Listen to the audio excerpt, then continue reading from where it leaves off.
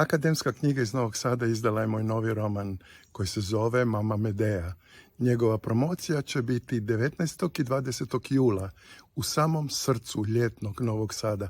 Ja vas pozivam da se okupimo i u jednom čvrstom novom zagrljaju zapravo udružimo u jednoj teškoj, ali isto tako i vrlo, vrlo bolnoj temi o kojoj se danas jako malo priča. Evo, bit će mi drago, veselim se ovom susretu. Baš puno mi znači. I puno mi znači taj susret s vama.